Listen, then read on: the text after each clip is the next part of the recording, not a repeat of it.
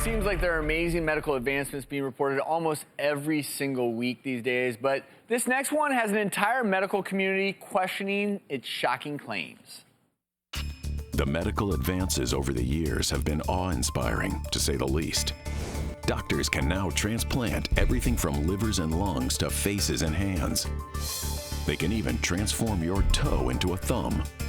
But now, a neurosurgeon in Italy is claiming that he will be able to successfully complete the first ever head transplant. A 30-year-old man with muscular atrophy has reportedly volunteered to have his head transplanted onto a healthy donor body in 2017. Experts in the U.S. are skeptical of the procedure, and this miracle surgery has people wondering, is it real or science fiction? And joining us to discuss this head scratcher is skull-base surgeon and founder of the Skull Base Institute, Dr. Hrayr Shahinian. Welcome back, sir. Thank you. All right, let's cut to the chase. Say it ain't so. Well, it ain't so. First of all, it's a fascinating topic. I'm all for innovation, as you know, and technology. And as you showed, we have the technology to transplant a toe to a thumb for people who have lost their thumbs or hands.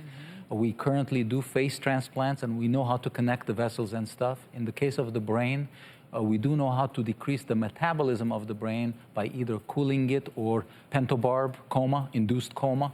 So we know all these things. This is the science. This is the technology. But what these gentlemen are trying to do is complete fiction.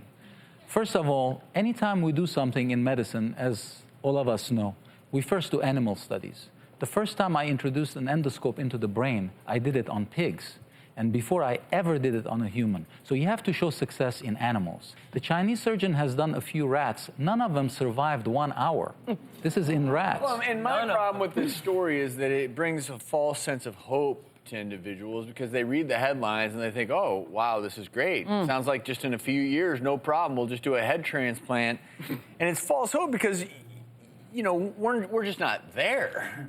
Exactly. Right. We are not there. We're not going to be there anytime soon. The issue is the brain. If the brain doesn't get oxygen for 5 minutes, game over, first of all. Second of all, we all remember Christopher Reeve and the millions of spinal cord injury patients.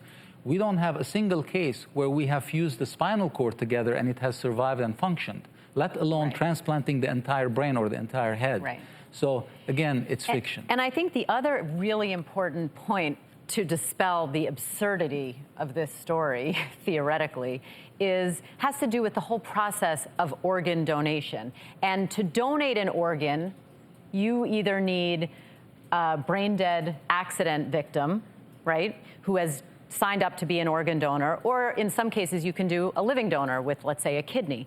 But talk a little bit about what is the theory for where they would get the body from, right? I mean, someone is decapitated in the field and you immediately have a Harvest surgical team of 20 surgeons there ready to cool, preserve, and bring the...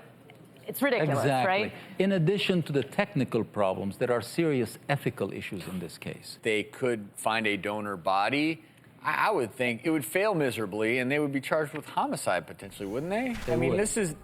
This is where you just have to separate fact from fiction. And I remember seeing this pop up on my Facebook feed, as a lot of you probably have. And I think that the bad part about it is, as a family physician, I have patients who come in all the time and say, Doc, my brain works just fine if I could just get a new body. And so what this actually was doing was giving people hope. They're like, well, you know, I could have a new body, keep this brain, keep this face, and get a new body. And it's just not happening.